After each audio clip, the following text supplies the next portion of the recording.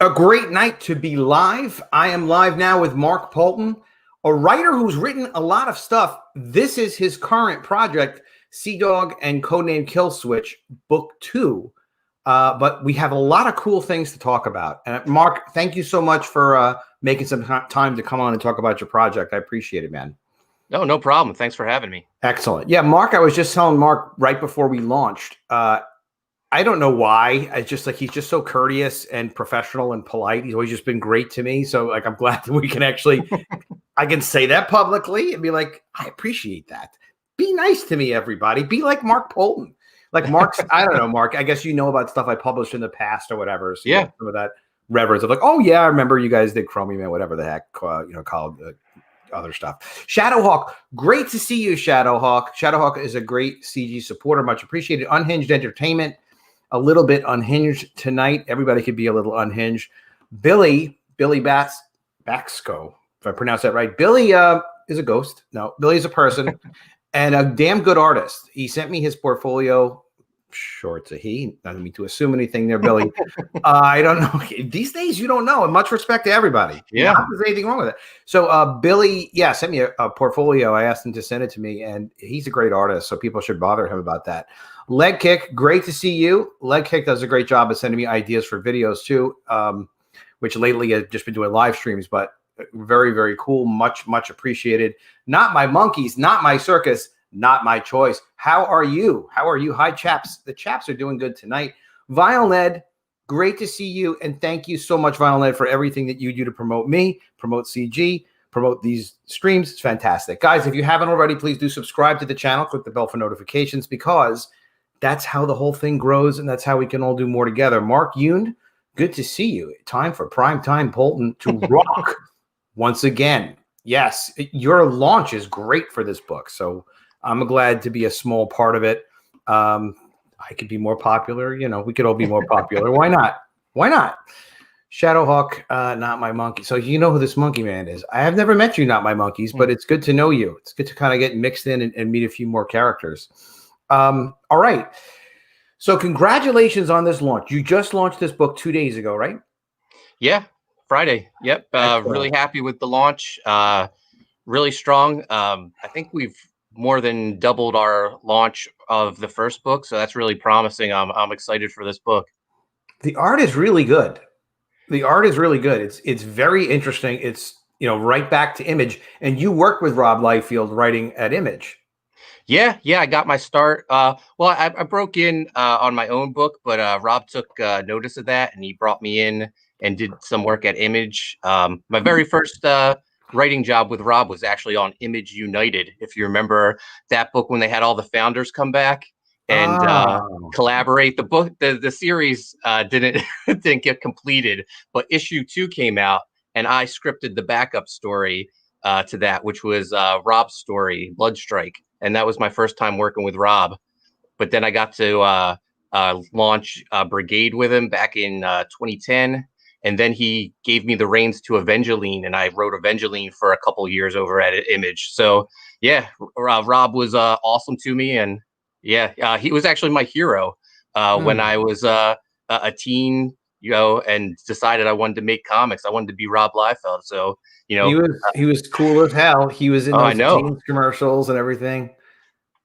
This guy looks, you have to say, this guy looks a little bit like I Love the Thing. He looks a little bit like the Thing. Yeah.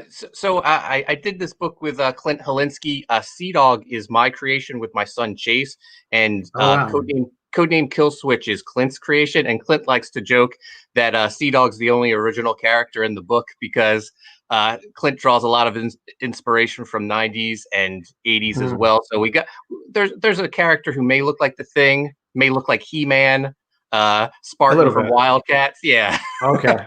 A little bit, maybe. Yeah. Now, I've not seen anyone else do this one thing that you did with this Dan Fraga variant. Yeah. And I freaking love what you did. And I tell you why. Of course, having a Fraga variant is great. I one day would love to have a Fraga variant. He has told me, Adam, I will hook you up, but I don't have a project yet for it. But yeah, I love that you have a Fraga variant. But I like that even though obviously he's incredibly busy, but there is time to do a rough sketch. Yeah. So you don't have to have just a total blank page. So we don't have to back this, and you guys should definitely back this. You don't have to use all of your imagination. You know where the Frege action is going to be. So obviously that's Frege's rough. Yeah, Dan's the man. I really appreciate it. He's super busy with his day job and with Black Flag, but he said he was going to try to get me a layout by launch day. And like a half hour before launch, I was editing this page, putting his layout up because he sent it to me. So props to Dan. He's awesome. And I can't wait to see the finished product because I kind of gave him the idea for this. If you can't tell, it's Seadog's front and center. He's holding a spray paint can because his alter ego is a rapper. He's from the streets.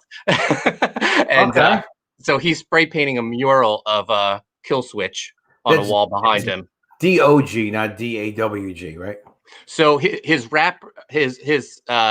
superhero name is Seadog, spelled correctly, D-O-G, but his rap name is the letter C and then D-A-W-G. Oh my God. And he's a dog in both forms, but no one knows that they're the same person. Oh my gosh. Oh my gosh. Well, there's a lot. We're gonna definitely have to talk story, and we will. I'm interested. I just wanted to give such mad respect for, since we're talking gangster now. I wanted to really just say, I think everyone, if you're gonna ever do a name cover, yes, those guys are really busy, but to just have a question mark and be like, well, yeah, I love Dan Frege, so I know it's going to be good. That is true, but it's so much a better presentation to at least have the rough. Was it Dan's idea to segregate the characters by color like that? Yeah. I'm not sure. Love Frege.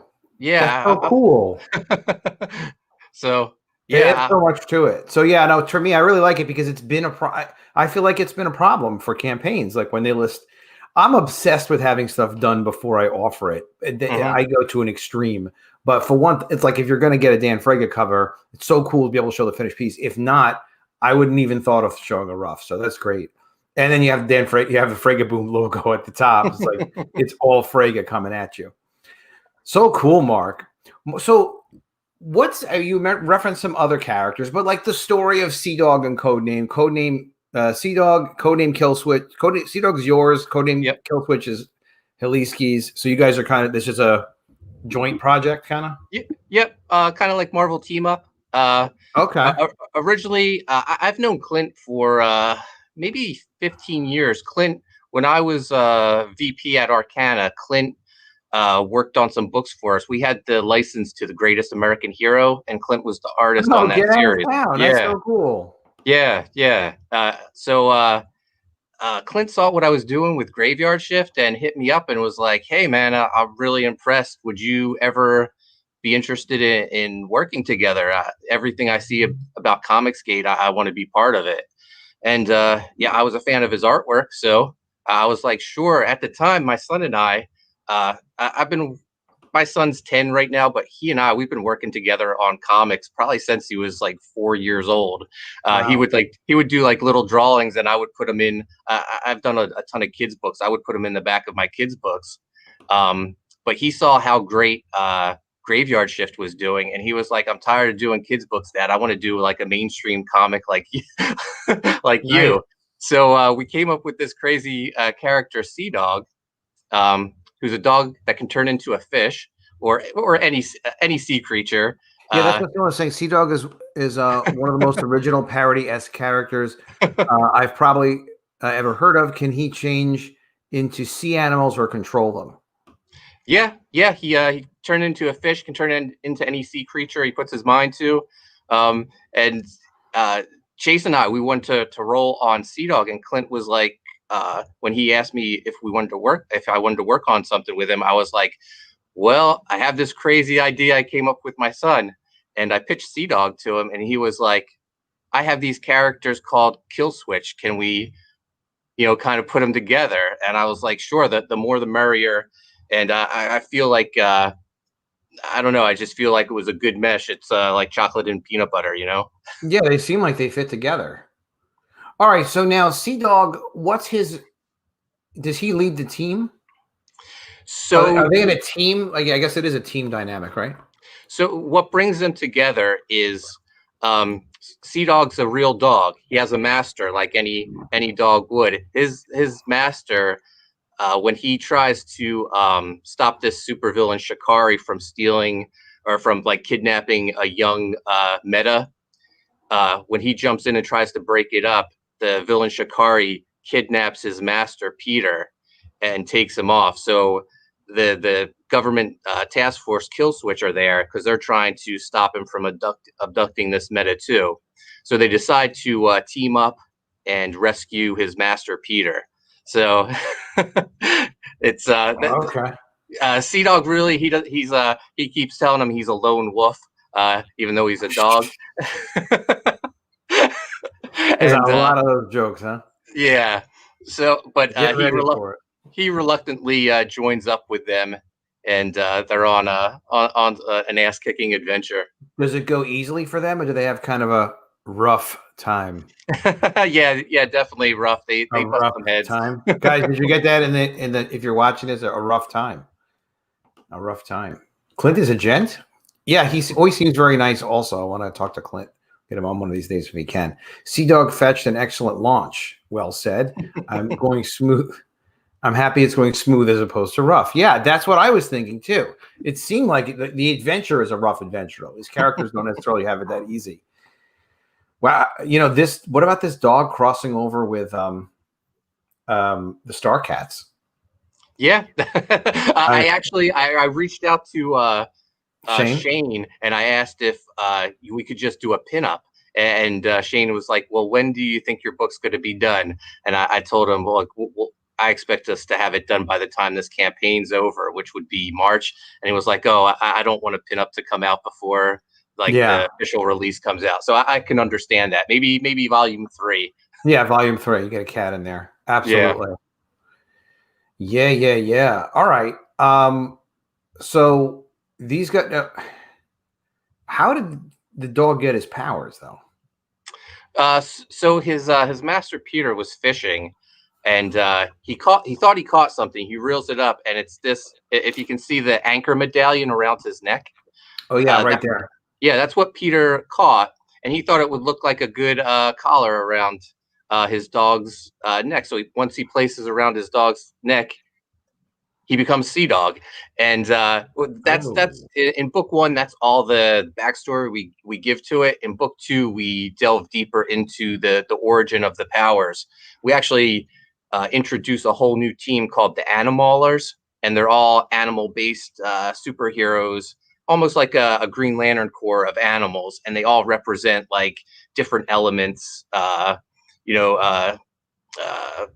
Fire and I call it the Captain Planet of animals, but Wow. Clint likes to say more Green Lantern. So it sounds a little more serious. Yeah, not Captain Planet. Yeah, that was like the Captain Planet was like the first, like, we want to sell you on global warming or whatever they were doing. But yeah, but it's nothing to do with the environment. It's just animals that have the powers of the elements and stuff like that. Yep. Interesting. All right. I think your trailer's your trailer is short, isn't it? Let's just play your trailer. Yeah, just 30 seconds. Okay. I like the 30-second ones. Seadog and Codename Killswitch return in an all-new 48-page graphic novel by Mark Poulton and Clint Polinsky, featuring Seadog, Soldier 7, Rebel, Tundra, Neon, Stormborn, and Crotch Rocket. Crotch Rocket. Oh, Indiegogo. Very cool. Was that a dog barking in the background? In the video? Yeah, that was my dog. I was actually looking for like a dog sound effect when I was putting that together. And then as I'm recording the voiceover, my dog barked at the ending. I was like, oh, perfect. Perfect. Things just go really easy for Mark Poulton. Yeah. Everything just seems to work. What's with the Crotch Rocket guy? So Clint's creation, Crotch Rocket's from the future, and he has a motor like a sky cycle that can warp through dimensions. It's his crotch rocket. He's also a bit of a ladies' man, so the name has double meanings. And people were like, as they're talking and trying to figure out what to do on a mission, they'll be like, "Hey, crotch rocket," and that's the guy. Yep, that's the guy. Pretty wild. How many pages is this book going to be? 48 pages. Nice. Okay, obviously full color. Yep, 48 Very pages, cool. color, square bound spine. All the things I like to have in books that I buy. So perfect bound is awesome. Yeah, I mean, it's funny. It's a little more expensive. It's not terribly more expensive. It's such a nice presentation to be able to do it. Yeah, so much nicer. You have the perfect John Malin featured tier at $75. John schooled me on that as well. Yeah. Hey, I love when he gives advice. It's excellent advice. All right, so let's talk about the triple threat tier. So what's in the triple threat tier? Sure. So it comes with Clint's cover to book 2, Dan Fraga's cover to book 2, and then we offer book 1 again, but with a new cover. And this is John Malin's line art from his cover from the previous campaign. So now you can just get the black and white version for those that want to appreciate his work without the colors on it. Yeah, I was looking at that before. This is the John Malin cover. Yeah, a lot of detail. It's a hell of a nice cover. Yep. It really is a heck of a nice color. So I was looking at this art and I'm like, wow, this is pretty damn good. John, nice work. Very cool. Very cool. So I would think a lot of people like that. All right, cool. It's getting some good backing already. Yep. And then you do the book 2 regular cover. That's Clint's. Yep. Are you thinking of going virgin on these covers? They'll probably have logos on them. I mean, they look so nice though. The Malin one won't have any logo on it. It'll just be the black and white line art. Cool. So in this one, yeah, I know how you feel because like once they do the art and then you look at it, and you're like, boy, the logos do almost like it does take away. I guess that's why people like they sit there with like, well, this is the virgin cover with no logos, and this is the one with the book logo on it, and then there are 2 covers. Yeah. It doesn't seem like that makes much of a variation, but it does make an effect. These aren't really going on newsstands or, they aren't going out for retail sale really. So it's not like people don't know what it is when they're getting it. So we don't really need those logos. Yeah. All right. So that's the book 2 regular cover. Book 2 Dan Fraga cover. See, Dan's got some competition because he is selling a couple more, but not a lot more than Clint's cover because people just don't know what it is, but also like that's a nice cover Clint did. Yeah, and one of the good things is, try to make a positive that we don't have the finished cover yet. When he does deliver the finished cover to us, that'll probably be a nice bump in our campaign because people will get excited when they see the finished artwork for Dan's cover. Underboob is greater than overboob. Yes, Billy. Rebel definitely has the underboob thing going on. That's going to sell some books. Hey, it's part of what makes comics fun. Make them fun and sexy and interesting, and make you feel like you missed out if you don't get it. That's kind of the trick. Clinton and I have joked about changing the name of the book to Seadog And Underboob for the 3rd volume. Other people wouldn't do it, but the 2 of you guys, like, this is why, like, if there's no editor, the crazier and crazier stuff happens all the time. Because that happened to me at Personality Comics. We were doing some wacky parodies, and I would come up with stuff, and I would ask at the time my business partner, like, I don't know, so what do you think of this one? What do you think of this one? And sometimes I would come up with stuff that I know he would reject. It was just ridiculous. And he was like, if you think it's a good idea, let's do it. So he pretty much never rejected anything I came up with. So stuff went way over the line. That's another story. But you guys are having fun, and people obviously really like these books, and they're great looking books. And it's great because like a guy like you put together books at Arcana. You put together books. This is your 5th campaign now, right? On Indiegogo? Yeah. And you've been putting books together since before crowdfunding. Yep. So you kind of know how to put books together. And same thing with Don Shin is coming back. You remember Don Shin's companies, right? Parody Press and Entity and all that. So it's very cool to see him kind of getting back in the game, and you see it's a nice level of quality, and he knows his production. You can just see, like when you look at Don's X-Farce campaign, that's a guy that knows how how to put books together, and he's got people and he's got resources he can go to. Kurt Hathaway doing his lettering, for example. Like Kurt, you must have, you know who Kurt is as a letterer. Oh yeah, right?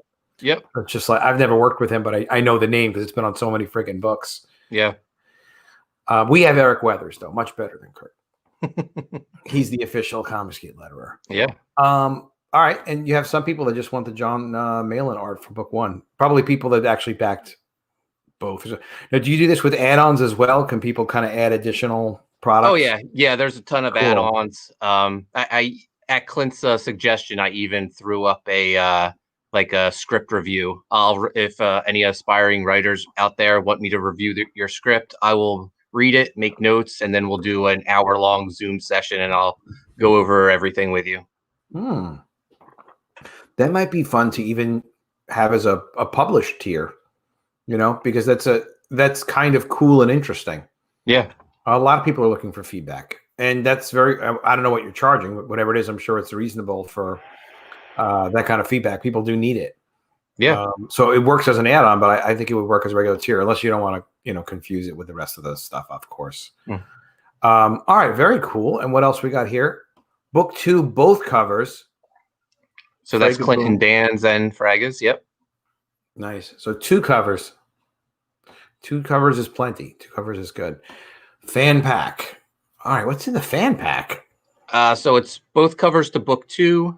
It's the mail-in line art book 1 cover, and then it's a sketch from Clint. Now, people who signed up for our mailing list, this was the secret discount tier, so they're getting this at a cheaper price. So it's just more incentive to sign up for the mailing list. You'll save money. Yeah, I remember John was saying he's was going to do that, and he had a lot of success with a slightly discounted tier. And you sign up in advance, and better than a trading card, get some cash. No trading cards on this campaign yet, right? Not yet. Well, probably as stretch goals. Stretch goals later. Yep. Yeah, that's the one thing that still really mystifies me. Stretch goals a bit. You're putting a campaign together. It winds up being complicated. You're thinking through every aspect of the campaign, dates, prices, graphics, all this timing and stuff, and like promotion. And then it's like, oh yeah, stretch goals. And I was like, well, I'm probably making it more difficult than it is. But I just start looking at it and I'm like, well, what if you don't meet a stretch goal? Then you have to worry about that. I don't know. It's just it's another whole thing. $200 for the Babe box. What top is Rebel wearing there? Seems like she's wearing less than usual. Her shirt just keeps getting smaller and smaller. Good Lord. Poor Rebel. Poor Rebel. Well, we got to sell some books. Yeah. So you sold 3 of these at $200. What is in a Babe book box? So for my U.S. Assassin campaign, I did this footlocker, and it has artwork on the front, on the sides. It has a nice magnetic. Oh, wait, let me make a whole solo layout. Yeah. Oh, cool. Really nice. Has a magnetic closing, and this came with 5 books inside, and that's what the Babe box will come with. It'll come with all 3 covers of book 1 and both covers of book 2. Plus, we're going to throw some other stuff in there, like trading cards, mini print, and Clint's going to do a sketch, and I'm going to do a sketch. I didn't even realize you were an artist. Oh, yeah. I was telling you I did children's books. Most of the children's books I do the art for them. Oh, I thought that was a Clint story. I got it mixed up. Oh, very cool. Yeah. Very cool. So you've got 2 sketches and you've got 5 books going in there. Yep. That's a pretty good deal. Yeah, I think so. Yeah. So 3 sold so far. I'm pretty happy with that. Yeah. Very cool. Very interesting. And the box does look pretty damn cool. People like it. Yeah. Everyone's that got the U.S. Assassin one was really happy with it. So this will be the same quality. Yeah. Under over boobs are cool. We all like them. Hey, all kind of boobs are good, Yeah, they sell. They make people happy. Yeah. They make men and women. DJ 2K says that Malin line art variant looks legit. Yeah, it really looks great. Really. So that black and white line art was that color for the other book? Yeah. Okay, so this is now you can see the black and white version. Yep. Very cool. Hey, Beyond Time. Past Master Dan wants drinking to happen. I'm drinking constantly, Past Master Dan. I think you know that. All right, this is cool. The book is scheduled to plan to ship July 2021. Excellent. Yeah, I think we'll have it done even earlier. We delivered early on the first campaign, and I think we're going to do it again. Clint says he hopes to have the book done by the time the campaign closes, so that'll be great. That's excellent. Yeah, it's just great to be ahead on production, right? Yeah. Oh, since speaking of which, have you seen Monster MD? Have you seen Vaughn showing around the printed book? Yeah. I'm very happy great. for it. Took a long time to get that thing done, but it really looks amazing. He added so many extra pages to the damn thing, but it looks great. Good for him. Yeah, it's a book. It's just good to see these things come out, and it's just it's a great look for CG to be able to deliver a beautiful looking book like that. Plenty others to follow. I feel like a little bit like a proud dad, because when John and I had the talent search for Graveyard Shift, I was in charge of the writers, and I picked Vaughn and I picked Cal Jamison, and Vaughn had sent me like the earliest version of Monster MD. So wow. I've been a fan. I'd like to say before anyone, but I'm sure some other people have saw it too. Yeah, that was really kind of neat for Vaughn because he got a lot of exposure. That's another thing, for everybody, like just collaborating with other people in one way or another. It really does help. He had some dimension to whatever it is that you're doing. And did I read what he wrote? I'm not sure. What story did he write? He wrote the Killer 99 story in the supplemental book. Okay. You remember how many stories there were in the supplemental book? 3. One by Cal, one by Vaughn, and one by me. Yeah, I'm really impressed with you guys, with John and you with your projects, and seeing other people too put together like such top-notch looking projects and then pipeline more things. And it's just not easy. But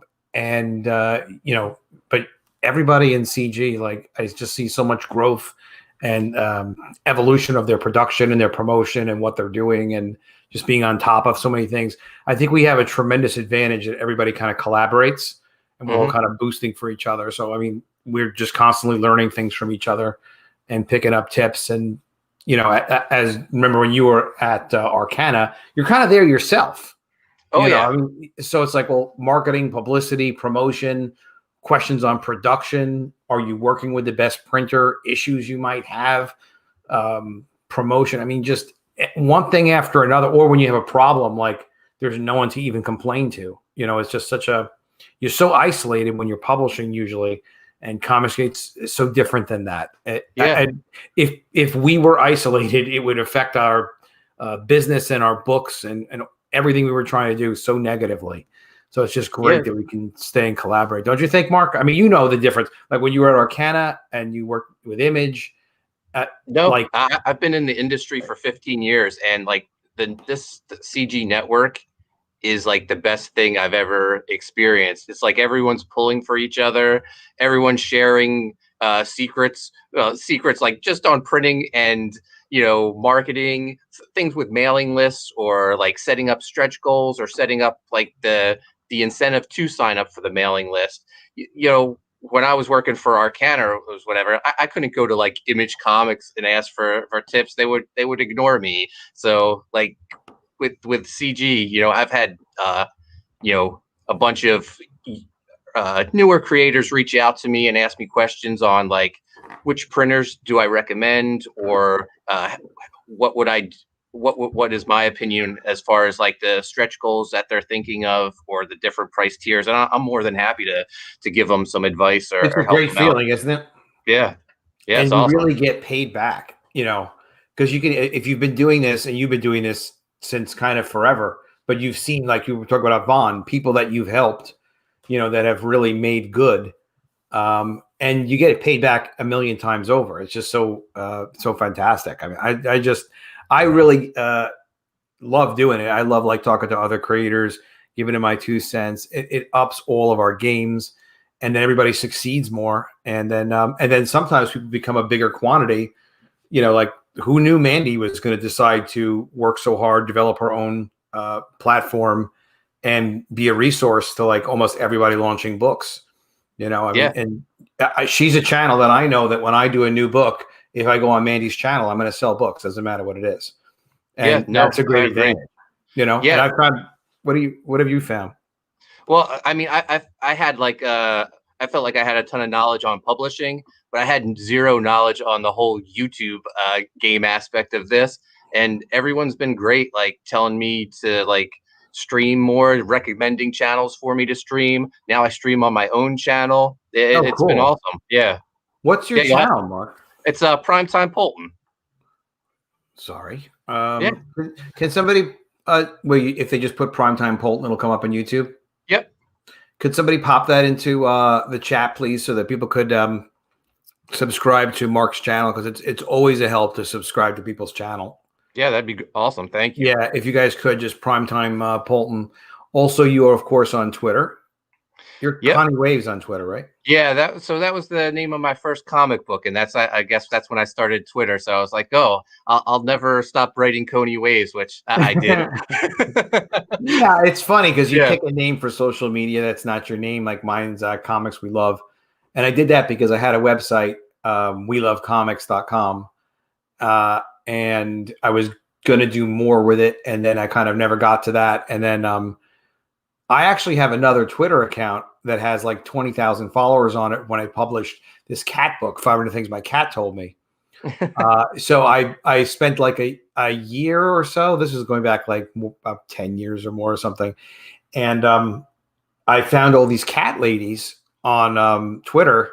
And it's just a really kind of wild experience. Like I was just basically publishing cat memes. I'm okay with cats. I'm not like obsessed with. I don't have any cats, but I was like, oh, people like cats. I'll do a novelty book on cats, and we sold that book just through my Twitter, direct to consumer. Didn't make tons of money, but it just paid to produce the book basically. And then I was left with like 20,000 cat ladies, and but then it was like I'm not going to do any more cat books. Like but then I realized recently, like, wait a minute. That could help Shane somehow, maybe, because maybe there are, cat people that would be like, hey, I'm interested in Starlight Cats. That's really cute. Let me get that. And then I was like, well, but it hasn't been active. But then I realized the other day, wait a minute, I could do I have to talk to Shane. I could do a stream where I stream to my Twitter following on like through the Periscope function. Like right now we're streaming on Twitter. So like that actually would work. Somebody here doesn't like cats. So you don't have to like them, but guaranteed not my monkeys, not my circus. Someone who likes cats. So what a perfect gift. Get him a cat-related graphic novel by Shane Davis. But anyway, so I was like, yes, that might actually work. I don't know. I've been actually, just so I know I can help Shane, I'm just so curious if it would work. I've been starting to put a few more cat memes on that. It's at Things My Cat Told Me, or at something like that. I can't remember what it is, but I have my profile pics. It's obviously me on there. But that would be really neat if we could sell a bunch of cat books that way. So I almost have my plan cooked together. I just have to get in touch with Shane and pick a day. Michael Bancroft says Mark's got that serial killer lighting, and that's perfect. Thank you. Yeah, that's intentional, right? Oh yeah. And there are bodies like 3 or 4 feet away. Yeah, I think it all starts with the lighting. I think it all starts with the lighting. You have to have the right lighting, and then you can do serial killing. Yep. So, Mark, first of all, you were writing Evangeline. That was, why am I mixing that? Oh, I'm mixing it up with Angela. Angela was the character created by Alan Moore, right? Yeah. That they got to the thing with Todd McFarlane. Mm-hmm. So, Angeline was created by Rob Liefeld. Yep. Evangeline was Rob's character in the 90s. And then in 2011, he brought it back with me as the writer at Image Comics. We did that for a little, almost 2 years.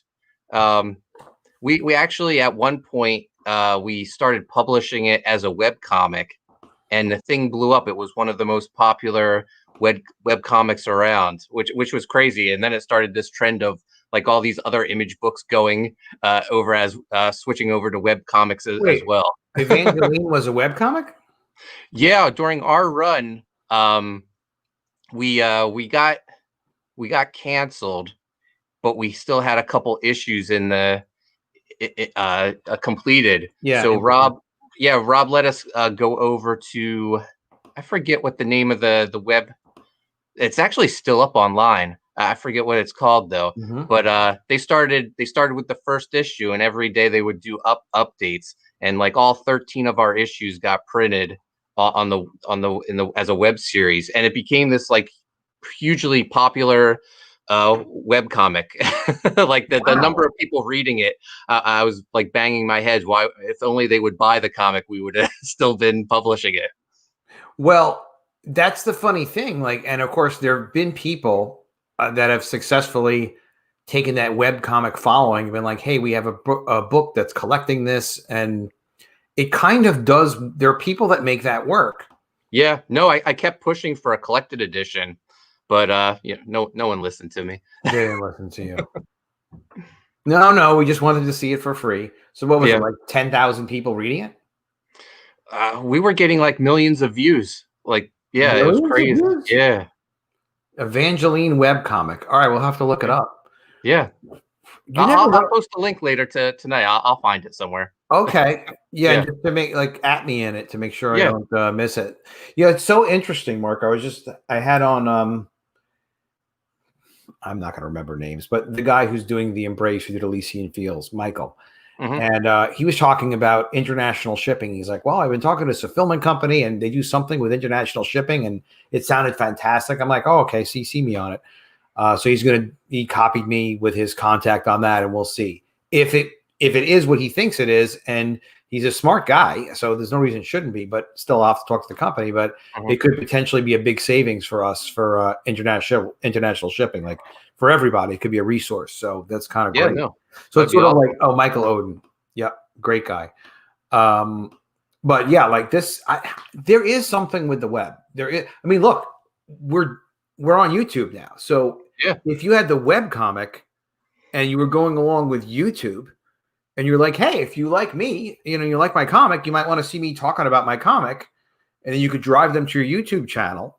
And then if any of them went onto your YouTube channel, those are going to convert to customers through Indiegogo at least, unless they're like, oh, this guy who does College of the Dead, he's got his College of the webcomic. This is pretty cool. Then it goes to the YouTube channel and like, I don't like this guy on the YouTube channel. I'm not even going to look at his comic for free now. That happens. But then there's some other people that are like, they're going to like you. They're going to be into it because that's a demand. That's a cool extra. You're a marketing guy, promotion guy. Yeah. What do you think that if you could take, because it doesn't cost us anything. I mean, it costs money to produce the content, but select reproductions of the content or older material or whatever it happens to be. Like with College of the Dead, it was designed as a 6-panel page, and I had released them 1 panel per page, wound up with like a following of like 3,000 people on Facebook. And then Facebook changed their policy about exposing your posts to the people that follow your page. They changed their plan. I'm like, well, if you want to actually do that, we're going to charge you like for views and things like that. It was like, that wasn't what the plan was. So there was no audience built off of their platform because it was on their platform. We were just kind of trapped. Although I've never streamed, and I could live stream talking about College of the Dead to that College of the Dead 3,000 person following on Facebook. So there's a lot of experimentation I think we could do. But if it's with older material, it doesn't cost anything. You saw it happen. There was millions of views. Yeah. I don't know. We just have to kind of like, each of these things are complicated. So, but if one of us figured out how to do it, it could benefit all of us, which is why I'm going to assign that to Eric Huffles to do. Eric, come on now. Get on it. Shadowhawk. Please, you got to help out. Actually, Bancroft probably like, you know what? He's smart enough. Bancroft could put it together, figure it out. He's doing all the Bancroft does those shows talking about different variants and covers and what backers are looking for, like the very insightful, creative stuff. How could anyone not like Adam? Well, because see what I just did to you, Eric? I said the dumb stuff that I said, so sometimes people don't like that. Rick, thank you for posting a link for College of the Dead. People are still backing that, which is great. I also have a variant I haven't published yet, which is this. Well, I published it, but I haven't offered it yet. The Girl on the Selfie Phone. So coming up soon, that second chance variant. All right.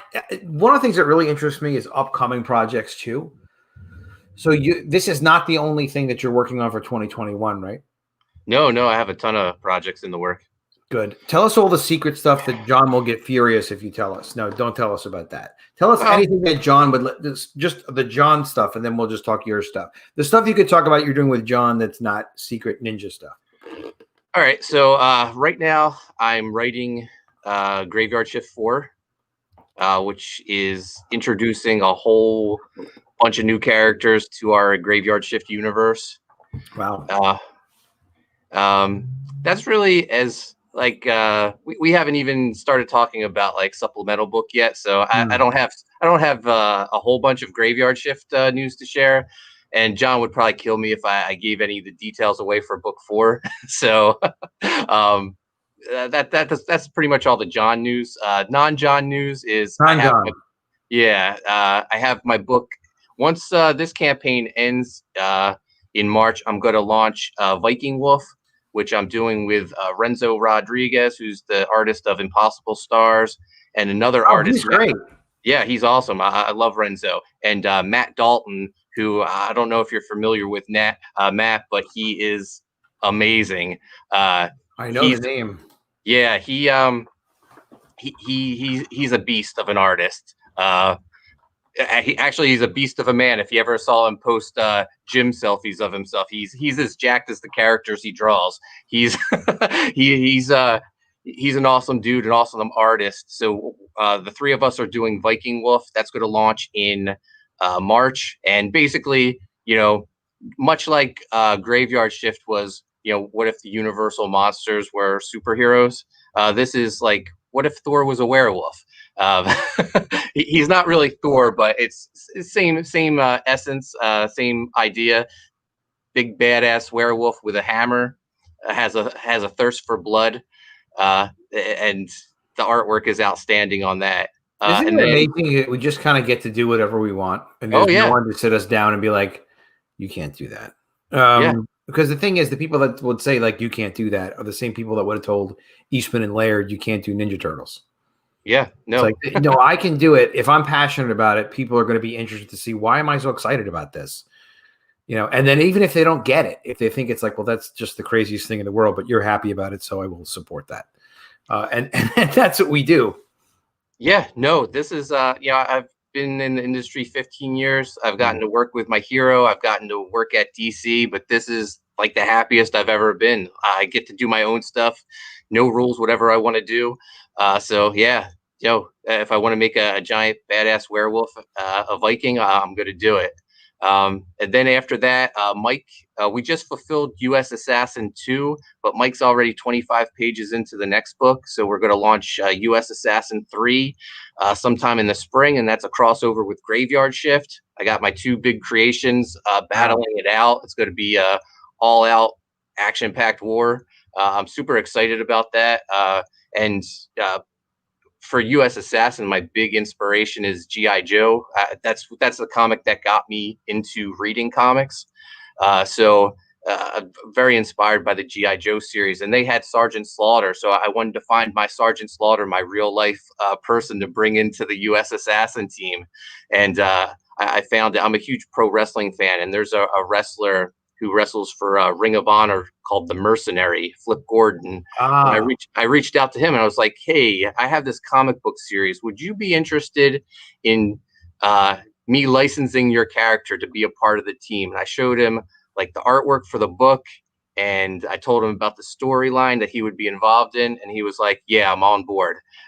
And it worked out so easy. That's so cool. Yeah. And I don't know if you've seen the trailer for US Assassin 3, but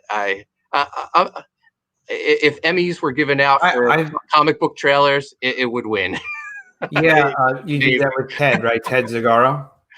Yeah, Ted Zagaro is a real talent, and I always go to him for trailers. So he did my Mermaids. He did the College of the Dead, and he's great with collaborating in that he's just really open-minded, and he's patient when like I think of something, but it's like a little bit too late. He's like, probably should have told me that sooner. But it's hard to think in music if you're not a musician. I don't think in music. But his editing is excellent. Yeah, no, Did you publish it? I imagine that I feel like I've seen it, but was it released publicly? Because if it was, then I definitely saw it. Yeah, we announced the mailing list for US Assassin 3 back in December, and the video is on the mailing list page. Can I ask somebody in the chat, please, to try to find the mailing list for US Assassin? That link on Indiegogo, because if we can post that in the chat, that would be awesome. And then I'll also, hey, it's Teddy Z. What's up? Hey.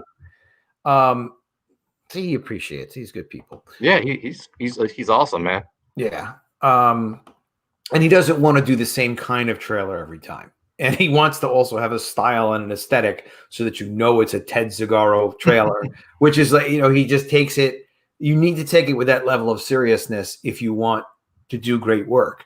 So I admire it. And I also know that the trailer can't be better than the book either. So you really have to produce your book at the level of the trailer too. So it just keeps all the levels up. Everything is leveled up. Very cool. It just really, guys, Comicsgate is something, I've been in the comics for too long. I started in the 1980s when I was a kid. G.I. Joe was hugely impactful on me. We were all going nuts trying to find G.I. Joe #2 because it was such a limited ordered book. No one knew part of that. You want it? Why does everybody look so much? All right. Anyway, so you're 50 like me, or in that range? I'll be 48 in April. All right. You're basically in that range. So you remember like that blue cover. Oh yeah. Zach did a redo of that cover sort of for his book. But yeah, we were all trying to like find that book, and I know what every cover looks like. I had all those books. And the G.I. Joe yearbook, all that stuff. I mean, I was like flabbergasted. It's funny. I've been normally publishing books because I've been thinking of ideas like, why hasn't someone done this? Which was like, for me, G.I. Jackrabbits, everybody was starting to do animal parodies. The first one was the Ninja Turtles, and I think that was 84. But 6, I had G.I. Jackrabbits in print and in comic stores when I was 16 and had never produced a comic before. And I wrote that. That was one I actually did right. But before G.I. Jackrabbits, Don had put out after Ninja Turtles as Radioactive Black Belt Hamsters through Eclipse, which was a very big seller. So it's like we really actually have like some guys that were there, and that we're still hustling and still kind of doing it from like the 1980s, from when there was they called it a black and white boom, guys. It was black and white comics were selling a lot of copies and making money back in the day. But then it did get kind of overblown. But G.I. Joe, there was like something about G.I. Joe that was just really, really special. And the concepts for G.I. Joe, that was developed at Marvel, like turning it from that old toy into the new cartoon series, wasn't it? I'm kind of remembering shooter stories about like, well, this is what we did with G.I. Joe. Yeah, no, Larry Hama. Larry Hama was really instrumental in like creating a lot of the toys, I think. Because, without that, like, there's nothing there. It's just G.I. Joe is just the old, whatever. The guy dressed up, just dressed up as a soldier with. Was there even a story attached to the old G.I. Joe? Like, if we don't know what it is, then there wasn't. It wasn't meaningful. It wasn't a real story. So they created Cobra. I mean, like, comics was so great at creating like the over-the-top heroes, the over-the-top villains. They found the core of the concept, and they lionized and really promoted our soldiers, which now you don't really get that in any kind of cartoons. You're not going to see that. You're going to see their version of diversity. Wise guy says, sorry, I used to collect G.I. Joe comics and enjoy the cartoon series. Yeah, I love the cartoon series. Have you seen the G.I. Joe movies, Mark? The live action ones? Yeah. Yeah, I've seen them both. I never got around to seeing the first one, and then the second one got, I think, bad reviews, and I was like, all right. But I never got to it because there's just so much content. There's a sign up for US Assassin. Thanks, Rick. Guys, last night when we had the Embrace on, he got 15 signups, which is actually pretty damn good. So I think we can get 15 signups for U.S. Assassin tonight. That's the old project though. That's the in-demand store for book 2. We need book 3. Damn you, Rick Taylor! Damn you, Rick Saylor! Sorry, Rick. Yeah, Rick, that's my fault. But if we could just try and find the sign up, because if the thing is as creators and publishers, whatever, we're hustling, we're promoting these books, we're working on as hard as we can. We appreciate you guys backing the books. Like I can't even tell you how much we appreciate that. In addition to that, Eric found it. Oh, thank you, Eric. You can count on Eric Huffles getting the job done. No offense, Rick Saylor. You'll get it next. No, that other one that's still in demand though, that counts too. If you haven't already got the first buy some copies. U.S. Assassin, definitely. But just when we see the signups coming in, it's very encouraging and helps our momentum, gets us in the right frame of mind. When we see our campaigns being shared and liked on Twitter, on social media, that really helps us, immensely. No, at least me. Do you get a feeling like, oh, this is going to be great? Like you just keep, you know what I mean? You get a boost. When we announced U.S. Assassin Book 3 with the mailing list and that video, we were the top trending launching soon book for almost 2 weeks. And then then Kenneth Rocafort announced his book and we got knocked out. But but that was a great feeling, man. It made me feel like that doing that video was worth it. And you know what? I was in a chat room with a couple of the guys yesterday, and they were talking about the significance of sign-up sheets. This is your 5th campaign, the email signups. Mm-hmm. So what they were saying was they weren't sure of like what the utility was of the sign-up form. Like, so you've done how many of these signups? Oh, by the way, we're supposed to be calling them Malin lists, as in John Malin. Come on, why can't it be the Poulton list? It has a similar charm to it.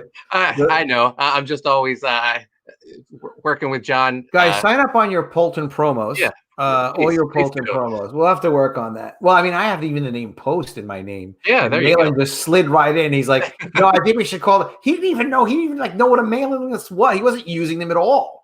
No, we weren't. No, nobody was using them. And like we started doing with College of the Dead, and then where I was talking about it on my channel, and then Ethan was going to launch, and Ethan was like just started getting it. Like we tried it last year. Ethan's. People look at Cyberfrog and Rainbow Brute. What Ethan's doing, of course, Ethan has a very large platform. So, for him to manage an email list, he's got his own thing that he's doing. On his platform, it's significant enough that he doesn't need to drive momentum through a separate email. He can do it without an email list. But whatever he's doing, it works for him. But for smaller campaigns, campaigns that are in the 5,000 to 50,000 type of target range, where you think you're going to be, a lot of us are there. I'm proud to be in there. I'm happy to be there. I'll get my 6-figure book, maybe next one. I'm working on some ideas. I'm working on my writing now, which I haven't done in many years. So we'll see for me, but so people are kind of confused about what to expect with the sign up list. What's your overall, here's what, for someone who's going to do anywhere from $5,000 to $50,000 campaign, and that's kind of what their zone is or what their target, how would you say they should use mailing lists, and what significance should they take from an email sign up list?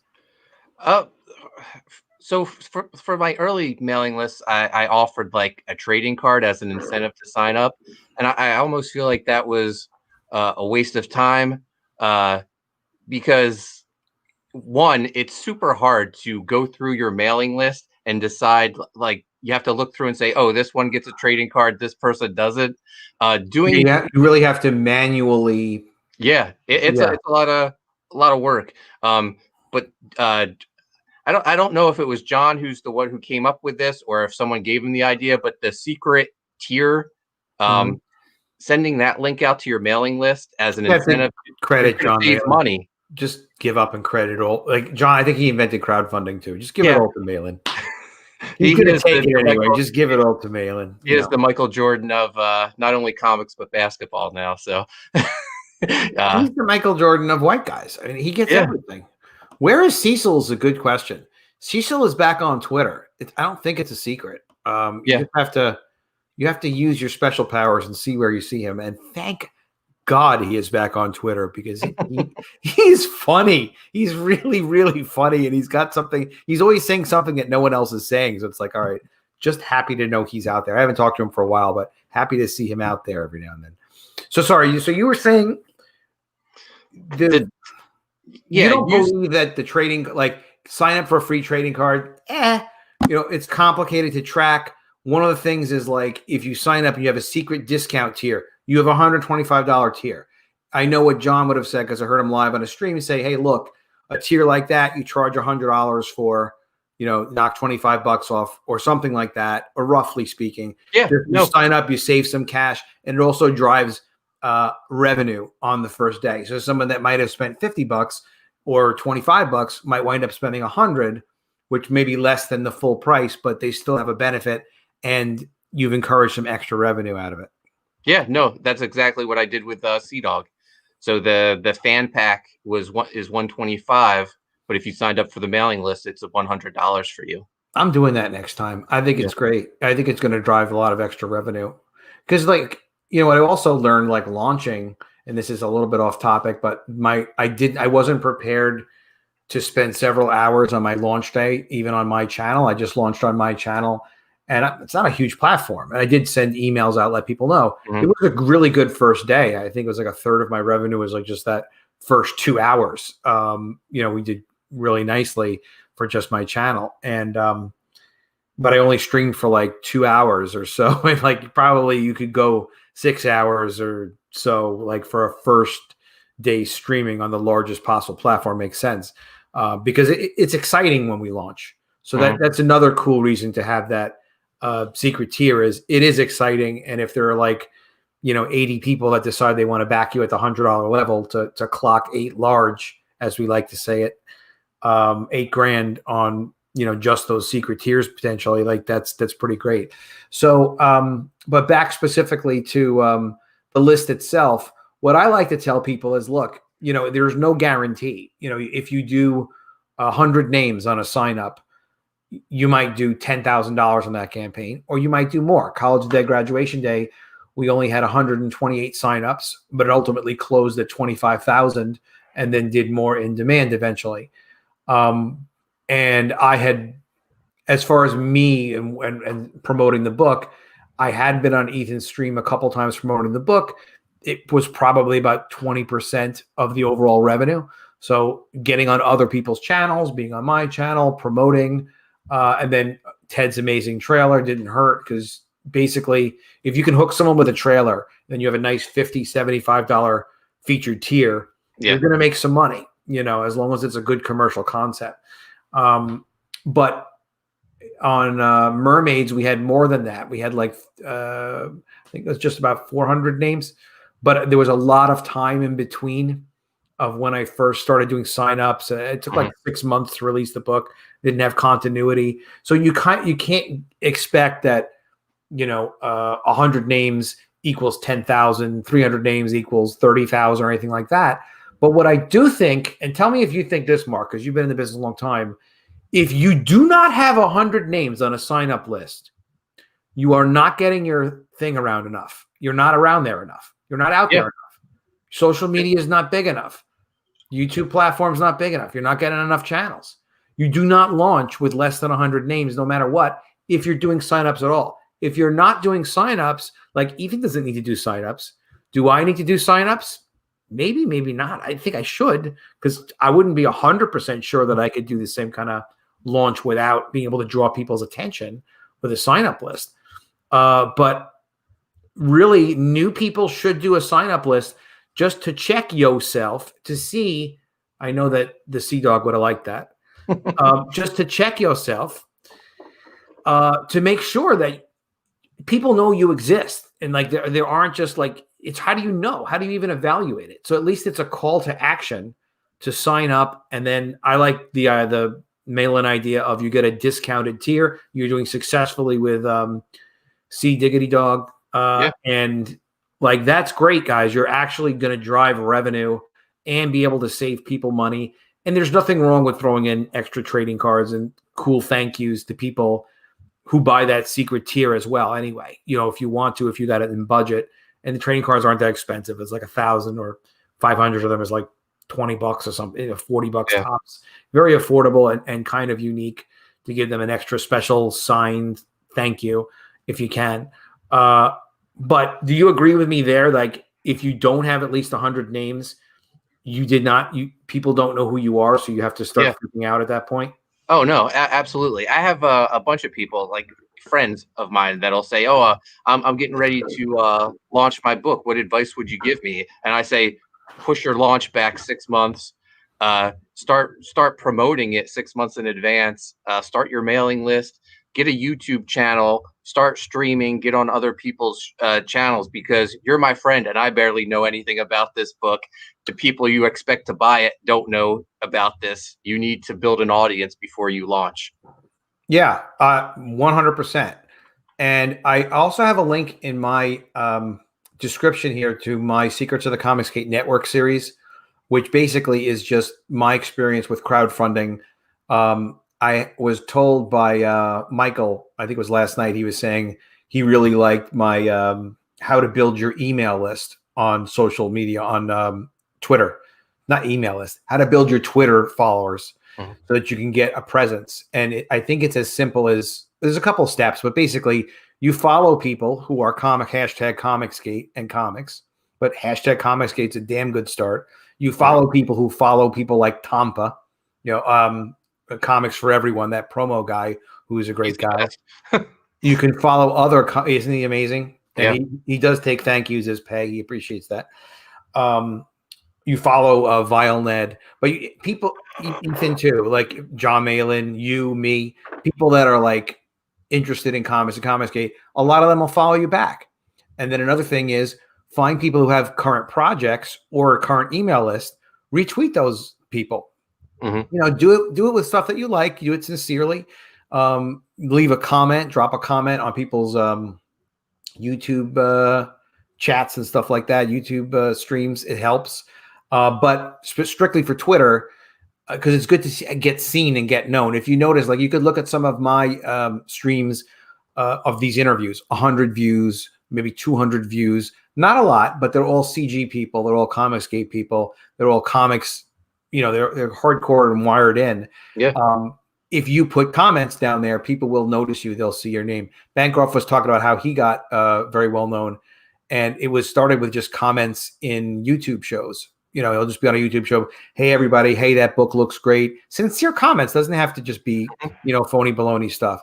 But with Twitter, I think I had a couple other things that's just so easy. You can be antisocial and not be like, oh, I don't want to be on a live stream. It's like, you don't have to do anything fancy, but you can build a following. And then you have to tweet out. What I really like, and Mark, again, you're a marketing guy, you're self-employed. I like proof of concept. So if you've got some promo art and your book title and you're sharing your link around for signups, hey, are people signing up or not? Because people are taking an action. Again, it doesn't mean they're a customer, but it means you're at least like people are taking you seriously. And you want to do that before you start planning like the day you're going to launch a campaign, before you draw everything. Just have enough cool stuff to do it. And if you have a budget to, or you have the talent to, like you did, Mark, with U.S. Assassin, I think that's the book, where you had the trailer that Zagaro did. Like, that's great to be able to show people a trailer on a sign-up page. When we did that with the Mermaids, I actually helped the conversions a lot. And what he did with me was he did for me an edited, shorter version of the Mermaids trailer, like a 15-second one, rather than the 100, was 100 seconds or full minute, whatever it was. And they got to see something cool, but it was a little bit less of it. Since you love Ched Zagaro like I do, you do love him, right? Oh, yeah. Well, you can't have him, but I'll share him with you. We don't love him that much. We just like him a lot. I don't know. Have you seen it? Well, let's just play the Mermaids trailer here. Let's talk about it. Take a minute. He didn't do the logo, just all the composition, sound effects.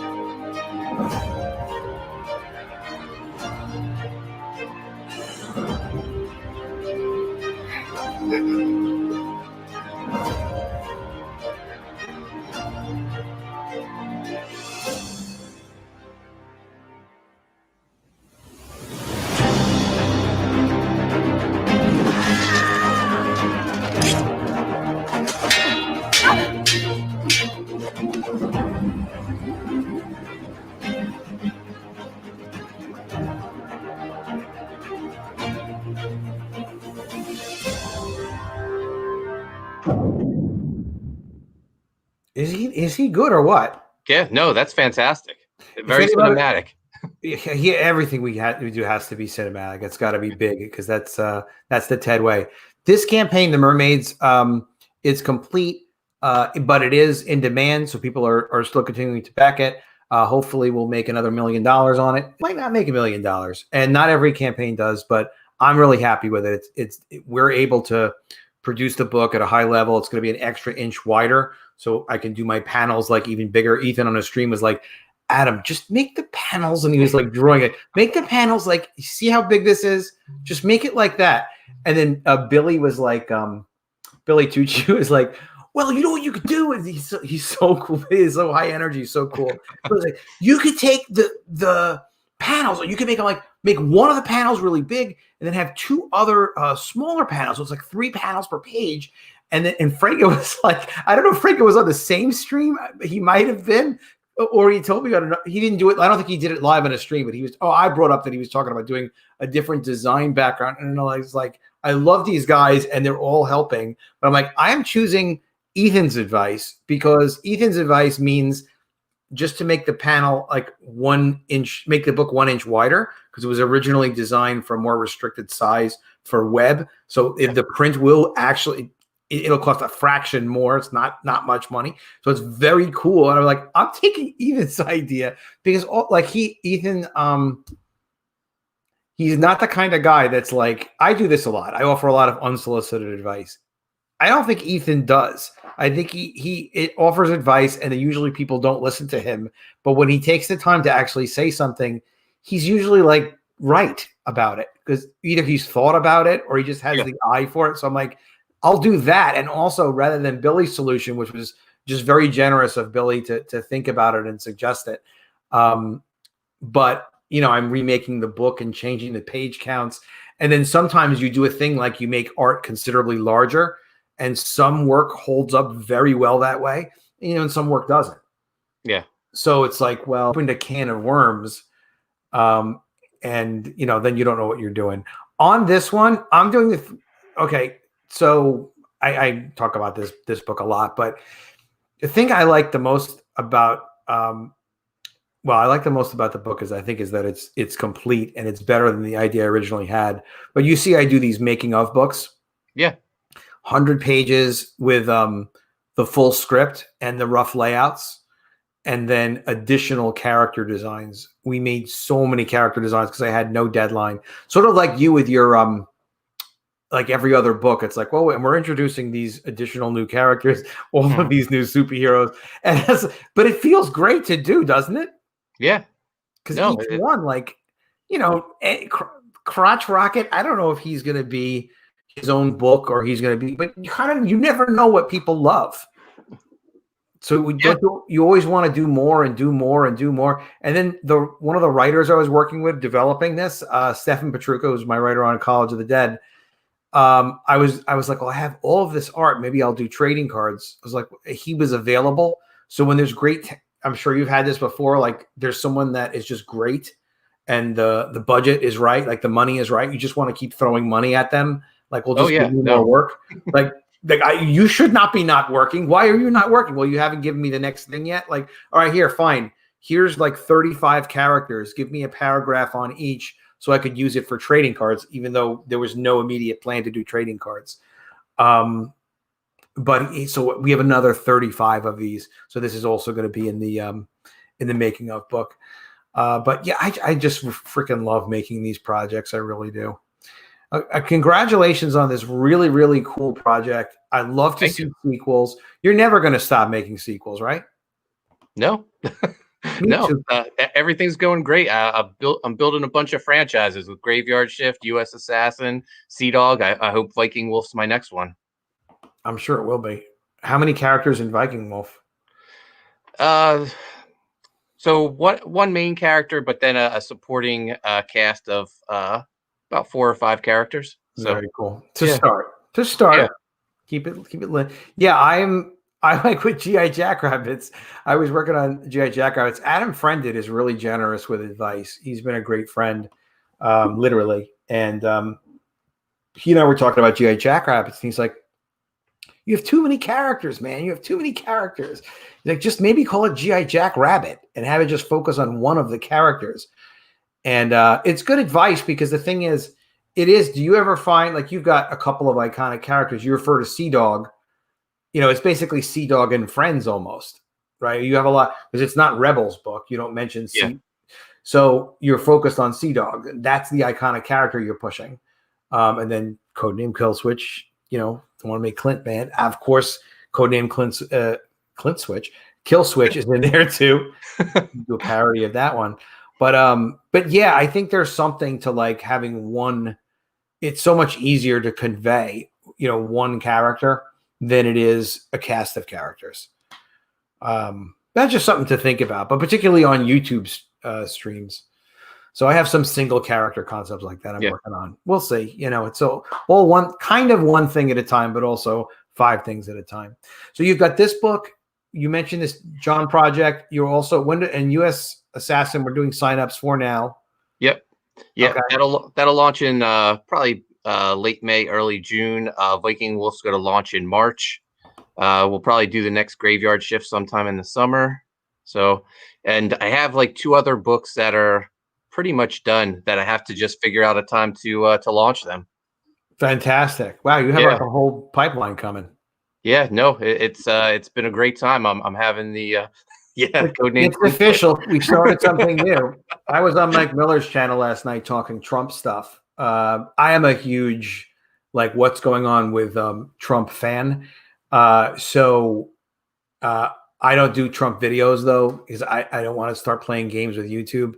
Yeah, I just don't want to take a chance, and I think it's a little bit late in this cycle as well. Even though Doug TenNapel has proven anybody can get rich making Trump videos. But I sent him an idea. So then I wound up on a live stream with him on his Trump channel last night for an hour. And I just came up with a nickname for him, Miracle Mike, which his chat really loved. So that might be his new nickname. Because I was like, you're into miracles. You're like a miracle man, Mike. And they're like, Miracle Mike. So yeah, this is going to be Clint's new thing. Codename Clint Switch. I like Switch it. for Clint, guys. Why not?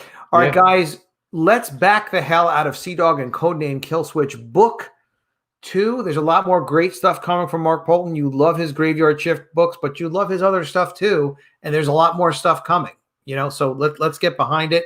Let's also subscribe to your YouTube channel, which is your name, Mark Poulton. Primetime Poulton. Primetime Poulton, of course. Primetime Poulton. Let's subscribe to my YouTube channel, which I think people already do, which I appreciate. But subscribe to the channel. Click the bell for notifications.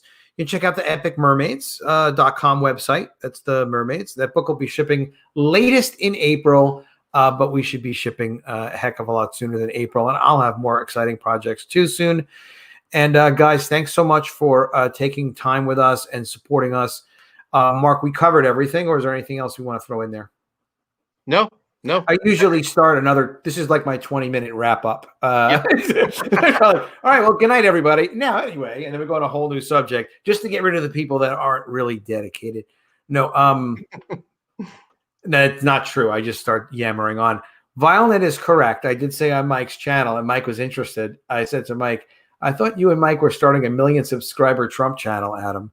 Yeah, I did say to Mike, I'm like, Mike, what if you and I, because it was just me and Mike last night, what if you and I start a YouTube channel and we get a 1 million subscribers? And he was like, go on. What do you think? We'll see what happens. There could be new dramatic stuff happening this week with the transition of power. We'll see how it goes.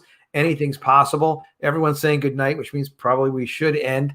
But Mark, thanks again for taking all this time and talking about your projects. Really happy to have you on this first time. I hope you come back when we're like going to really push your sign up list or whatever the next thing you have going on is, a couple weeks, whatever's cooking, brother. Yeah, no, that would be great. And I appreciate you having me. You'll have to come over on my channel one time. Oh yeah, definitely. Let's do it. Now you know how to pronounce Vilened. Yeah, that's not necessarily the way to pronounce it. It's the way I pronounce it. By the way, it's nothing against Vilened. I don't consider pronunciations to be legitimate. I think my individual interpretation of a pronunciation is inherently correct, at least for me. So it's not a matter of disrespect, but it is what it is. Vilened it is. All right, guys. Killswitch, good luck with that. And Mark, great seeing you. We'll see you again soon with another video. If I don't see you, I will miss you.